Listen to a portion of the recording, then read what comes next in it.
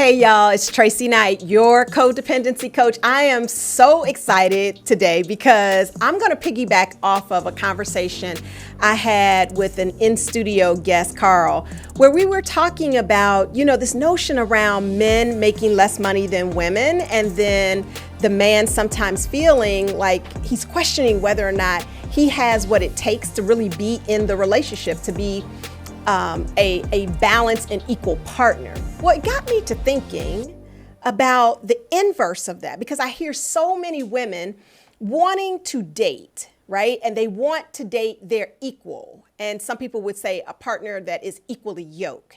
And today I want to dive deep into this. I also want to talk about dating potential.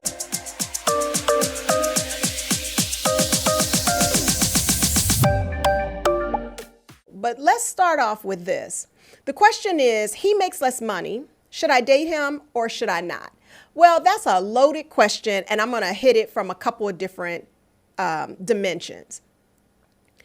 Codependency has us judging and critiquing relationships based on external dynamics. Things like, I am what I look like, I am what I have, I am what I do, I'm what I achieve, I'm what other people think of me. Those are all indicators that codependency is running rampant. So anytime that we critique ourselves or other people based on those types of questions, that is going to send us into a codependent spiral, for sure, for sure. Because a human being is so much more than their title, their role, how much money they make, how much they have acquired in life. So if you're going to measure your relationships just based on how much a person makes, which is fine, that is an approach. That is an approach. But the question becomes, does that mean that you're going to get someone of substance? That doesn't mean that you're necessarily going to get someone who is compatible, but they may have the money. They may have the title. It may look good. I've been there. Let me tell you, I have been there. I have married individuals who have helped me achieve all the trappings of success, but it did not necessarily mean that I was happy or had the type of happiness that I really wanted in the marriage. Things like to have open and consistent communication with one another, to know that we're working towards the same types of goals and aspirations that go beyond even things like money, things like having a family and being able to do family type things where we're both available. So that's the first part of this. But the second part of this is sometimes women are like, well, I need to marry someone who is equally yoked. And for a lot of women, that will mean if I can capture the attention of a man, I can at least bring him up to speed. Girl, that never works. That never works. That too is a form of codependency. Anytime we go into a relationship, and sometimes we don't even know that we're doing this, but we go into it thinking that we're going to fix or to help him become who he says he wants to be. I was having a conversation with one of my friends recently, and she was saying that, she's been in this relationship with this man. She has a child with him.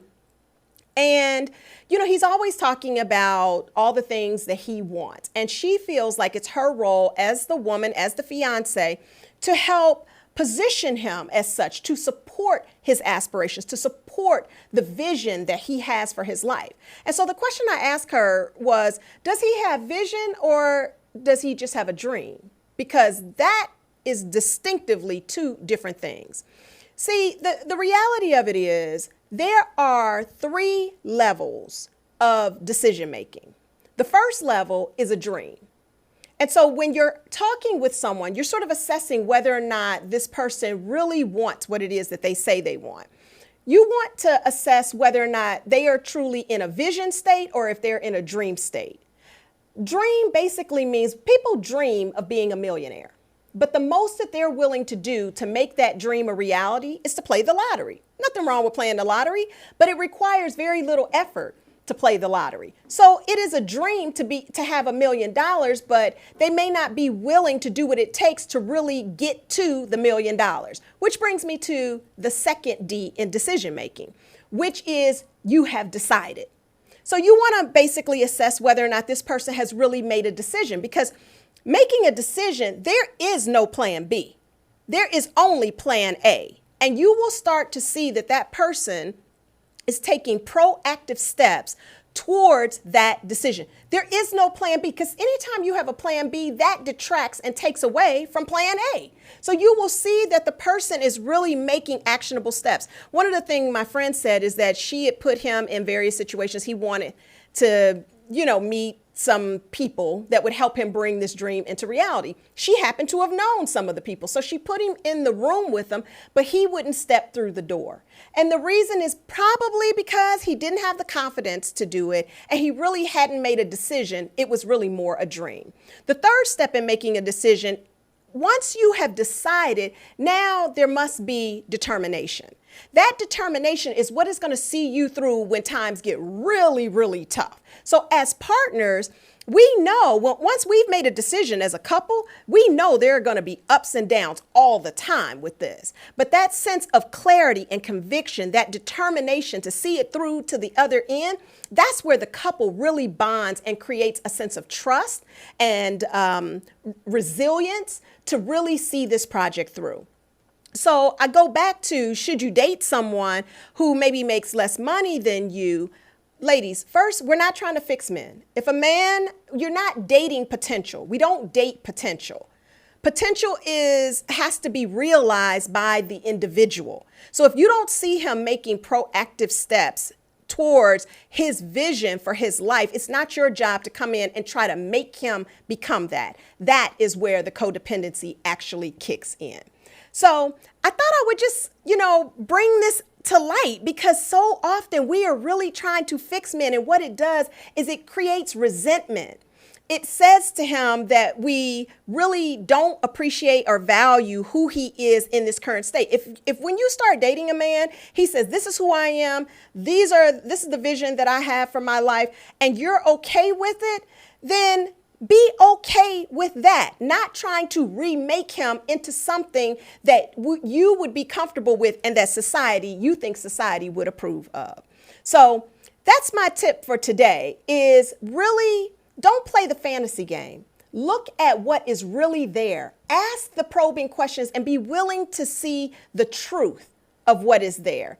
And then my second tip is, let's not date not only potential, but let's not date the status, the money, the title, because those things can only last but so long. They are not what keep you warm at night. They're not the part of the man that you can have deep conversations with or really get honest feedback or accountability and support when things get tough. So the way that we overcome codependency is by really being true to ourselves. Now, if you are curious as to whether or not you are codependent or codependency is running your relationships, I want to invite you to take a free quiz that I have. It's going to take you no more than 3 to 5 minutes to take it, but it's going to give you some great insight into how you're engaging in romantic relationships, your familial relationships, and at work. But moreover, it's going to give you insight into how you relate to yourself. So just click the link below, take the quiz, and invest in yourself. I'm Tracey Knight. I'm your codependency coach. Oh, and before I forget, don't forget to subscribe to the channel and then like and share it with all of your friends. I hope to see you on the next episode.